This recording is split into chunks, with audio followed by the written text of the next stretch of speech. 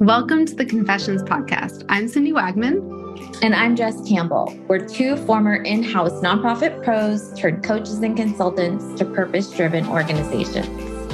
After years of building up our separate six-figure businesses from scratch, we've thrown a lot of spaghetti at the wall and have lived to see what sticks. We're on a mission to help other nonprofit coaches and consultants looking to start or scale their own businesses past the six-figure mark by pulling back the curtain. Whether you're still working inside a nonprofit and thinking of one day going out on your own, or you've been running your consulting business for years, you understand that working with nonprofits is just different. We're giving you access to the business leaders who serve nonprofits as their clients. You know, the people who truly get it. No more gatekeeping, no more secrets. This podcast is going to give you an inside look at what running a successful nonprofit coaching and consulting business looks like. Basically, we're asking people how much money they make, how they get paid, and what has and hasn't worked in their businesses. Listen in as these leaders share their insights, their numbers, and the good, the bad, and the ugly when it comes to building a nonprofit coaching or consulting business.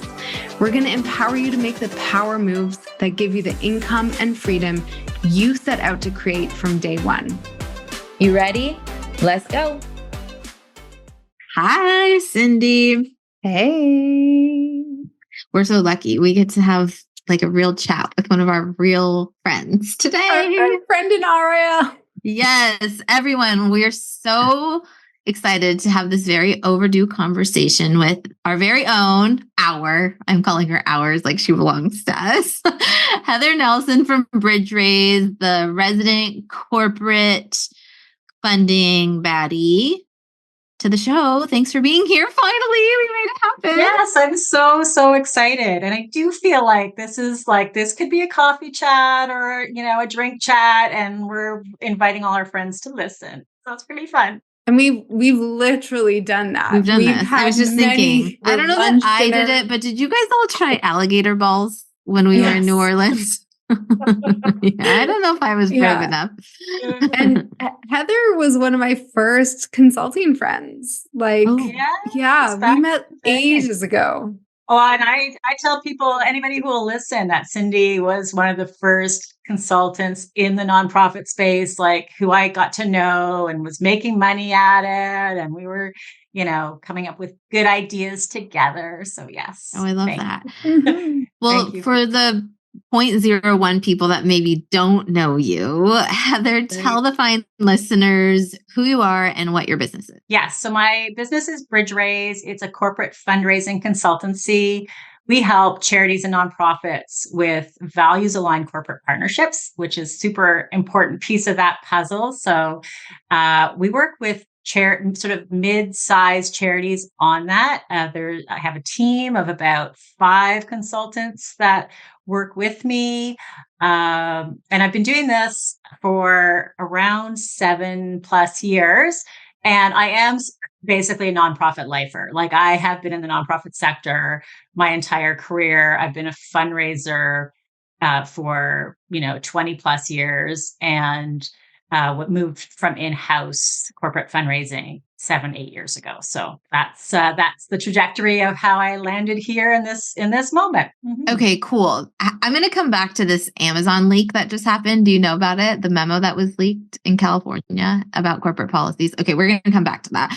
But before we do, I want to know, who is your ideal customer and how do you go about attracting them, finding them, getting business? Right. So I sort of have 2 main programs that I work on with charities.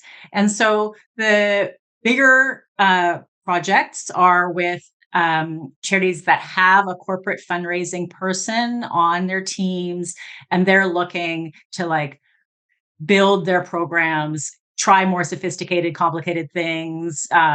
Maybe they want to gain expertise they don't have, that kind of thing. So we build strategies and frameworks and pitch decks with that kind of client. And we also have a springboard program that is for smaller charities that are more getting started and they don't have the stuff yet. but they know they want to grow their corporate revenue, and we help them get the basics in place and get their, first pipeline underway. And so part of my team works with each of those different types of organizations. So amazing. I want to dive straight into pricing, partly because I know you and I've had these conversations with you, but also a lot of the time on the podcast, we talk about skilled products or less expensive services. But I feel like you have a premium service, and certainly you're working with clients at a bigger price tag than a lot of consultants that I've seen. So can you tell us a little bit about your pricing journey and how you have thought about, and we've talked, strategically about you're not priced for everyone, your services aren't for everyone. So how do you align those things together? Yeah, I mean, it is a pricing journey for sure. Partially because when I started out, I was on my own. I had, VA pretty early on and a little bit of project help. But at the beginning, when I did pricing, it was very much based on a bit of a sense of like how long it was going to take me and what I thought the value of that was. And I set prices accordingly. Very early on, I discovered that I did not like short-term partnerships to do this work. Like, to me, to be successful in corporate partnership work requires work over time. That's my philosophy for how I would manage them in-house. And so I quickly moved to a model where it was like an amount per month. Sometimes people paid it as chunks, but there was a work that happened over 6 or 9 months. And so very early on, that was the model. And I priced for that. And it reinforced the values of my organization, which is like, the evolution of how you're going to approach companies is something that involves consistency, staying in touch, getting to know them, building packages that make sense for them, and, renewing them and growing them and that kind of thing. So when I went to that model, I priced a little bit higher, but it was still me. The biggest shift happened when I went to like a firm model. So I have consultants and I'm still involved with clients, but I have team members that are involved. And for a while, I kept pricing similarly. And then I realized that the value that my team was giving clients was so much bigger than me by myself. And therefore, the value was higher and the pricing needed to be higher also, so that I could remain true to my values for how I want to pay the people that work for me and the environment I want them to get to experience as a member of the BridgeRaise team. So that was where like sort of the big jump in pricing happened. And like, to be transparent, almost doubled. I almost doubled every product at that point.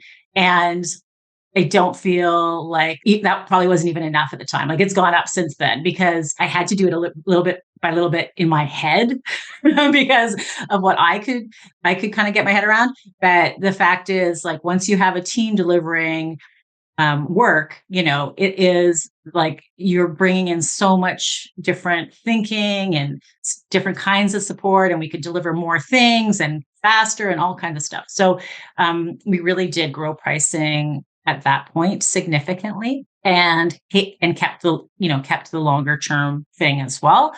And I've said before, I also to some extent price a little bit based on what the relationship looks like with clients. So some clients are higher need and want, a lot more access, and others are very comfortable with less access. And so as I get better at determining that does change price points that I put forward in proposals. I want to come back to this agency model, but before we do, I'm just curious, like, what work did you have to do to be able to put that price out there? Did you hire a coach? Did you do some mindset work? Did you just test it on a few people?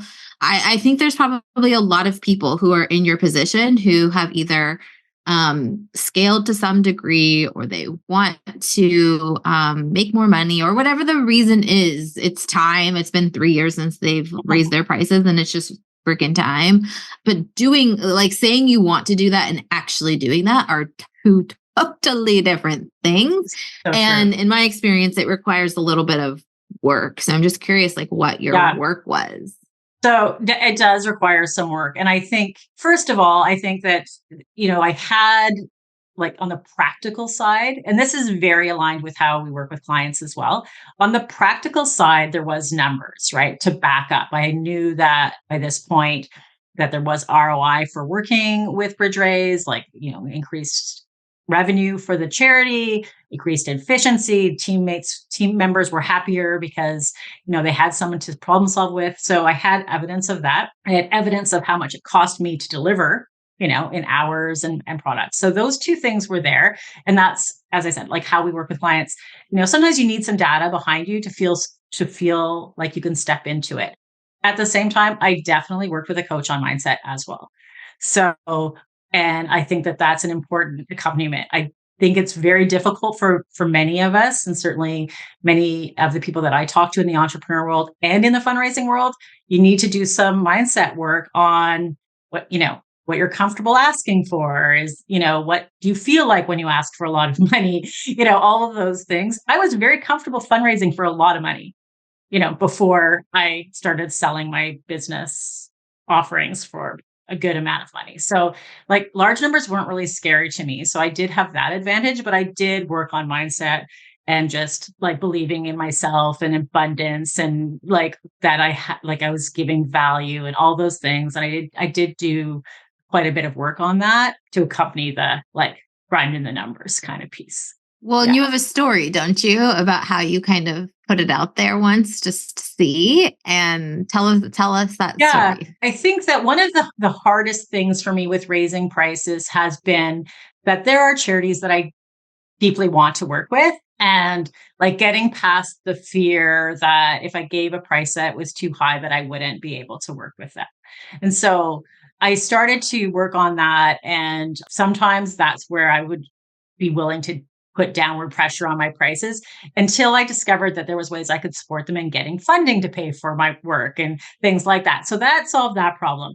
Then on the other side, there is sometimes people who come to me who I'm less eager to work with. So then the opposite started to be true. Like I would say, okay, well, I'm not really sure how badly I want this particular client. I'll raise the price. And that way, maybe, there'll be another consultant that I could subcontract for it, or like there's different solutions that are available to me if I price higher. And yeah, so there was more than one situation where I did that kind of thinking maybe the person would say no, and they did not say no. They came back, and there I had a new client at a much higher price point. So, it happens. Well, and it gives you the strength and confidence to then do it again and do it again. And I find with pricing, like the scariest part is just that in between period, like that waiting period of actually doing it versus just doing it, and so good for you for just like, well, and I think that there's the secrets to that. Like, can you, do you kind of float some numbers in a conversation and look at their face, or float an idea in an email so that then you can follow up in writing? Like there's so many different things to test pricing when you really want it to work out. But when you don't care whether it works out or not, it gives you such a sense of freedom. It's probably good to do that a few times. I would encourage people, if you're thinking about what are some experiments, get on the phone with somebody who you aren't so worried about whether they're going to say yes or not, and throw out a number and see what happens. As long as you are willing to figure it out if they say yes, because the end of that. The end of the story is I wish they hadn't said yes. And I'm sure I laughed about this with Cindy, saying like I should have made the number even higher because the headache, my gut was right. And so in some cases, like if your gut is telling you it's not a good deal, like even at a really high price, it is not a good deal. And I actually, like, while my pocketbook was happy that worked out, my emotional well-being was not happy. The client wasn't values aligned. And I, if I'm kind of pointing out mistakes of my journey, like a better course in that place would have been to just like not go ahead. Right. Oof. Like the money wasn't worth it. Yeah. Can we talk a little bit about that? Because I definitely see this come up with a lot of consultants, which is like, I really wish I didn't take on that client.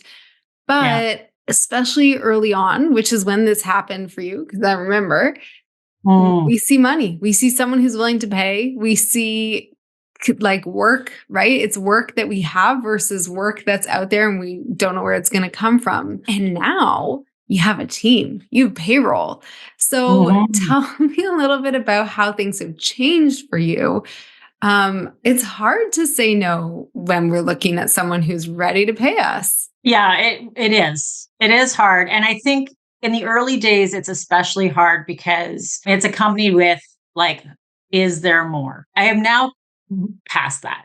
Like, so the good news is, like, I think once you've been in business a certain length of time, and I know we sort of glossed over marketing, but you believe in your marketing, you believe in your pipeline, you've got that part figured out, which I do feel like I do.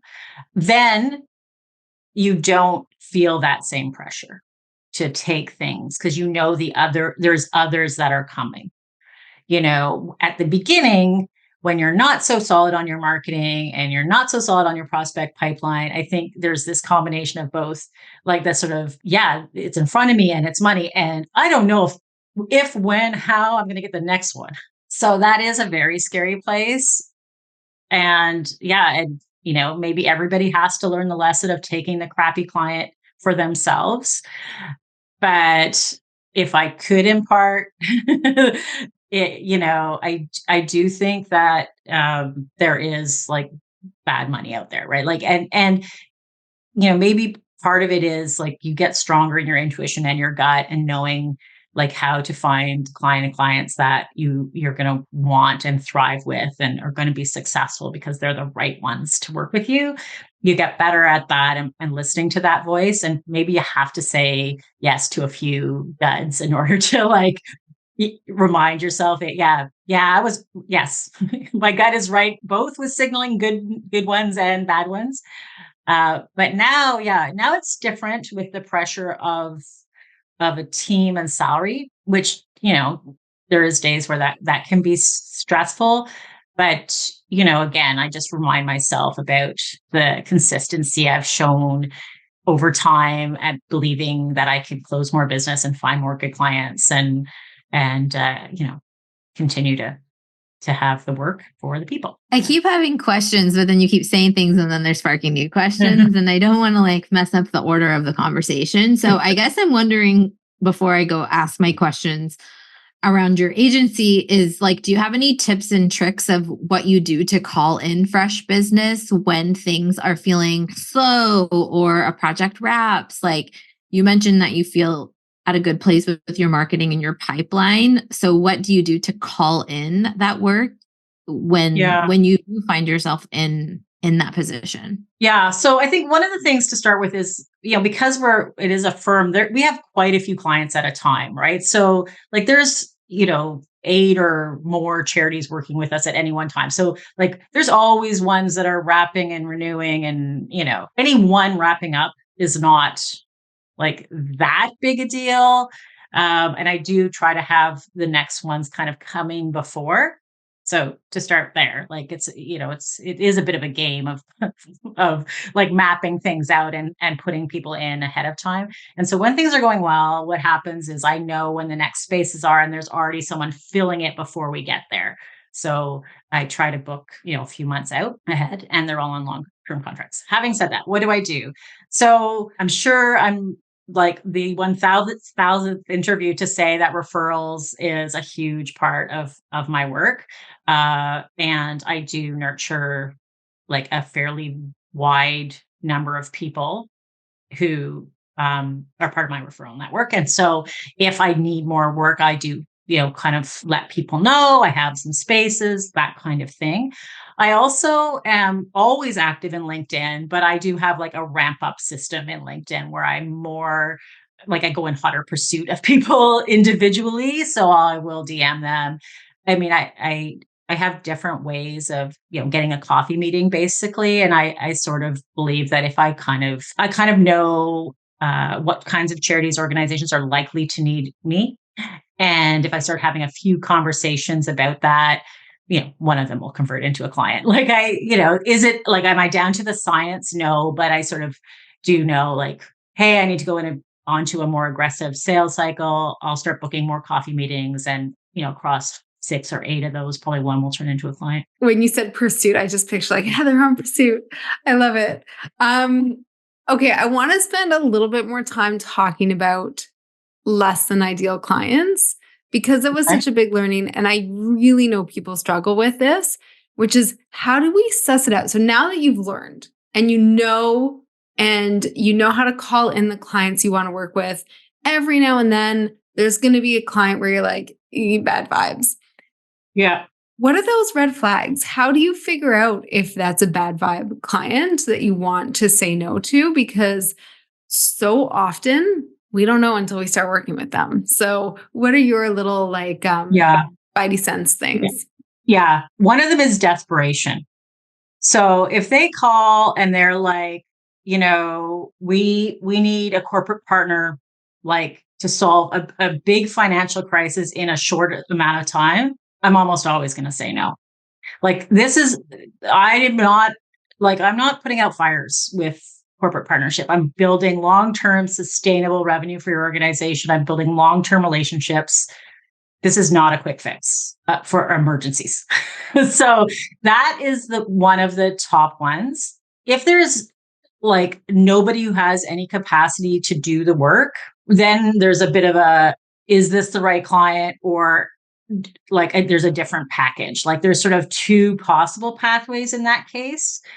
But sometimes they will have come saying, just give me some prospects and some strategies and a pitch deck and we'll be good. And I'll be like, yeah, no, that won't solve your particular issue. You need, us to do a certain amount of the work or something like that. So scarcity on time or on humans. I mean, there's always a certain amount of scarcity. Otherwise, it's a charitable sector. There's often scarcity in terms of time, but like if there really is nobody and this desperation, those are some early indicators. And I think the third is, I was just joking about this, RFP that I not only didn't answer, I got very frustrated by, because it was the perfect project for BridgeRaise. We were just like everything that they wanted, except for they actually mapped out how to execute the project in the RFP.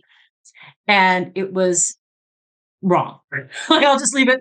A group of board directors were basically telling me how to do this in their organization.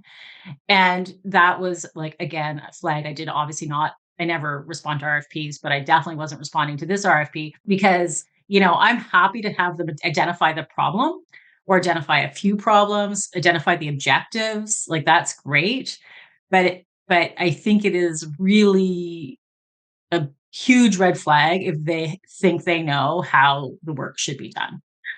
And I'm not here for that. So, joint expertise, them giving me ideas, us working together on a plan. Sure.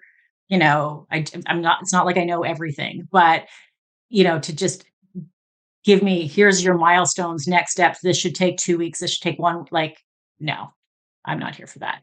So yeah. So those are a few red flags. And then I guess all the other things like lack of value, like there's certain charities I just won't work with because they don't align with my values in the world. And so there is some in that space as well. So we have like a no list.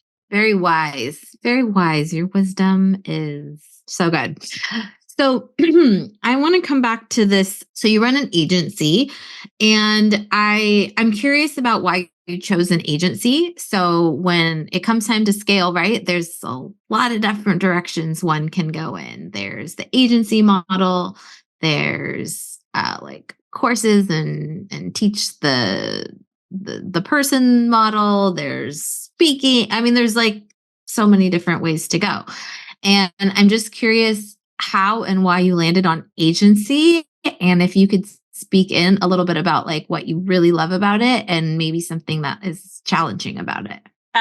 Okay. So I picked agency because relatively quickly I realized that client success was predicated on a combination of things that I was very excellent at and some that I was either not excellent at or really don't enjoy doing. And so at that point, it then became, okay, so now I either have to like rethink the pathway to success for clients. And so then I could have gone into course mode or something else, or I need to bring on people to do the things that I don't enjoy doing. And that one I just liked better. I like being on a team. I like managing a team. I enjoy delegating things to other people, those things. And I had dabbled a little bit in the online space by that point, and I personally didn't find it as satisfying.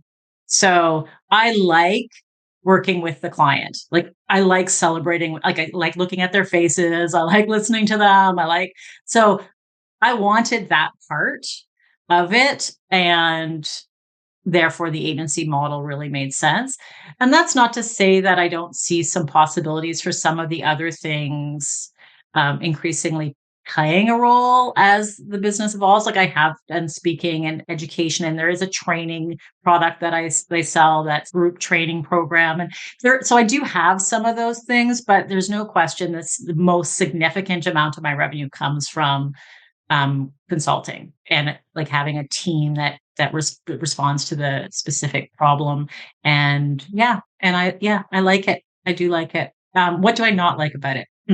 Well, yeah. So, I mean, while I love all my team members and I hire carefully and we build a lot of fun together, still the challenges of HR and like hiring and letting people go and figuring out how, as a small business, to cover work when somebody is sick or somebody has a family member that's sick, like that is not an insignificant thing. The balance of Heather, who loves people and wants to be the most caring boss, partner, support system, and Heather, who needs to run a viable, profitable business, does sometimes come up against each other. And I would say like my hardest days are the days where I have to say, yeah, Heather, you can be a person who really loves your team and also make a decision that is best for you and your business that, they may not love. Those are not my favorite days for sure. But the overarching thing is most of the time it's great. Most of the time it's great. And then there's that part that is less great, but I'm willing to live with it. Yeah, that's so helpful. This comes up in the Slack channel a little bit, and I'm curious how your agency handles it. How do you put boundaries up with your clients? Like, for example, we're speaking in December. There's a lot of holidays. There's a lot of potential time off, maybe. How do you put boundaries up with your clients and for your team members? When like you're kind of on call, but like you don't want to be working, like you want to take a vacation too. How do you do that? Yeah. So I don't consider us on calls, to be clear. So maybe that's the starting point. I mean, we close. All right. So some of the things are predetermined. So in contracts, I actually like right from the start, we'll put, we're closed from blah to blah. And sometimes depending on the client, sometimes I'll then squish their work. If it's like a certain amount of deliverables, we'll just do it in half the month and the months will be the same. But sometimes we'll say, if they're closing for a big amount and we are too, I will add 2 weeks to the end of the contract. And like I do both of those, and it kind of depends on the situation, which one happens. My assumption is that over a course of a year, like we're with them for long periods, right? So they're also going to take vacation at some point, So, we flex when they take vacation, or they flex when we take vacation. So that's a bit of the like how we work together part of the conversation. I do have a few different ways of broaching that. So we have like a client commitment document we send at the beginning to some clients. With other clients, we do an intake interview where we talk about some of those things. There's all of that. And then we're back to we pick our clients kind of carefully. Like I'm kind of expecting clients that are going to want to work on corporate partnerships that are aligned with their values are also looking for consulting partners that are aligned with values. And one of the values would be like respecting each other and, having empathy and believing people deserve education and things like that. So, it's sort of, you have to practice what you preach. Like I try really hard. We try really hard not to send emails to our clients on the weekend, for example. In fact, one of the rules I try to enforce is like by noon on Friday, our last emails go out to clients, right? So that they're not getting something at 4 o'clock that they feel they need to answer. And like, so if you're kind of modeling that, then they can model it back to you. And then, when things go off the rails, sometimes there is a client where they'll, and then I'll have a conversation, say, hey, how can we work this out?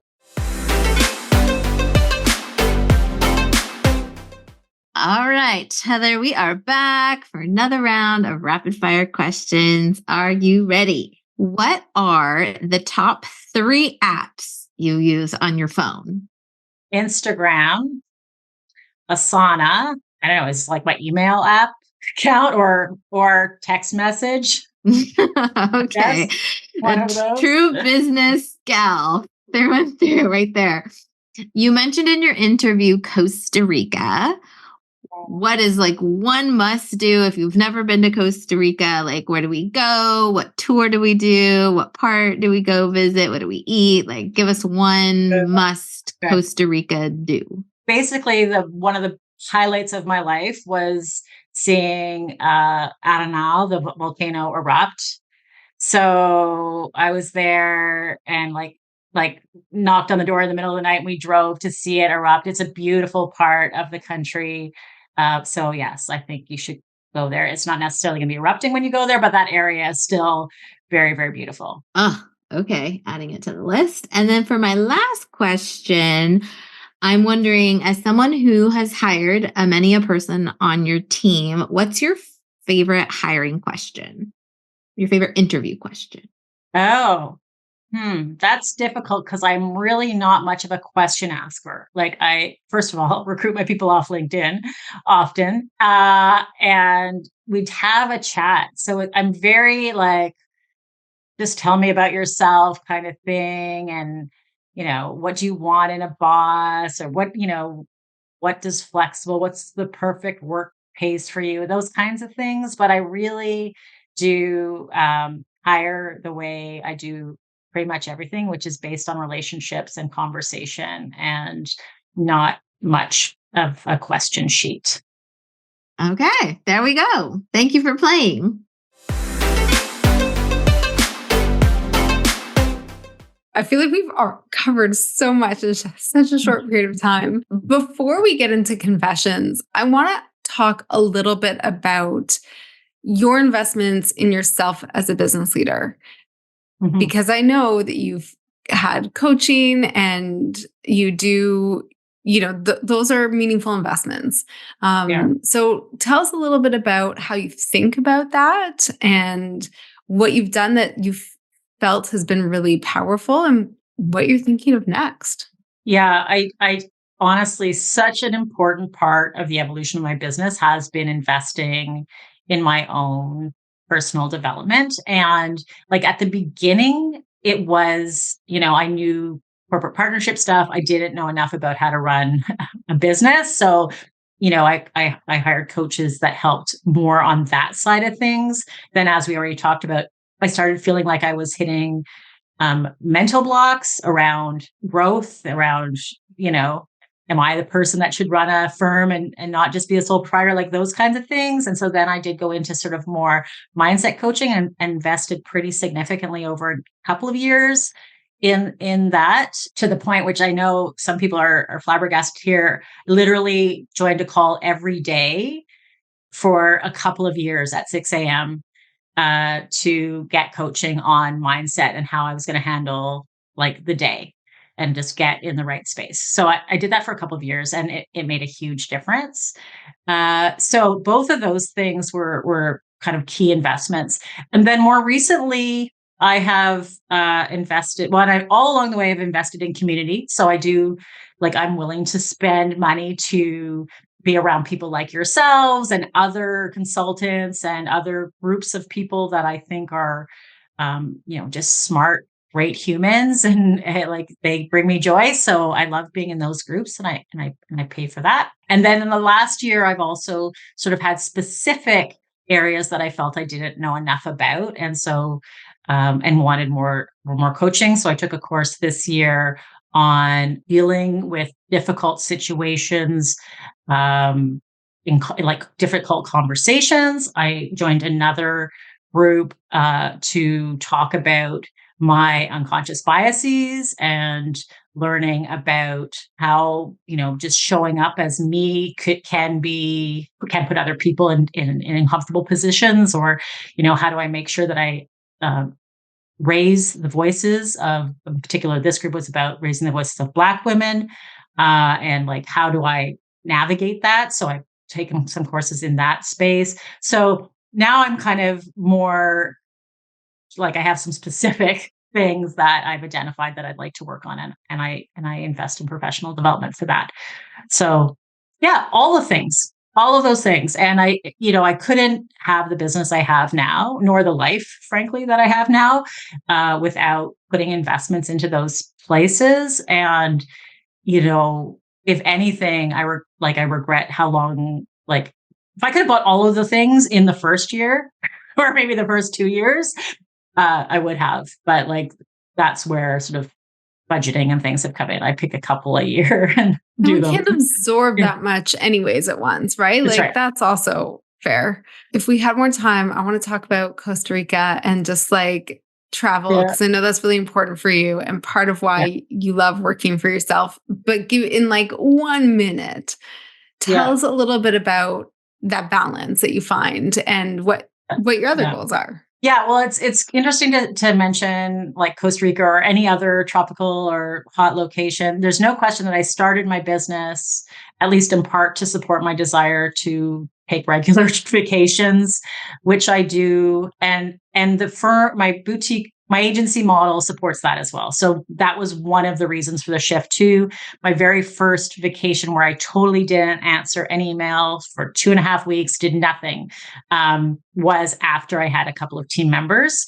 So that was a super great milestone in my life that I got to that point. And I do feel like that's part of the model, is that I get to take vacation, and as do my team members, and we don't check in during that time, and we cover each other off. So that's definitely a big part. I also have a son who is in competitive hockey. I have a very flexible schedule because of that. So part of this has been being able to do those things that are really important to me. I did admit to people I know on a call that we were all on that, my dream has always been that the balance that this job would afford me would allow me to travel more and be at all the hockey games. It is also true that the kind of less glamorous side of this is I am fully sandwich generation. I have a number of responsibilities with an older parent, and yes, I'm allowed to also service those needs because of the flexibility. That's like the less joyful part, and probably like, there's days where I'm like, I'd rather be working than dealing with like these different things that I now can't theoretically flex time to do. But, I'd rather be traveling or like eating bonbons, not dealing with. 100%. But you Yeah. are able to be there for all of Okay. it, right? The happy and Yeah. the less happy and the obligations and all of that. So Yeah, I am able, although I will say, I'm not going to lie. It does often, that does lead to sometimes having to work on the weekends. yeah. Yeah. But Okay.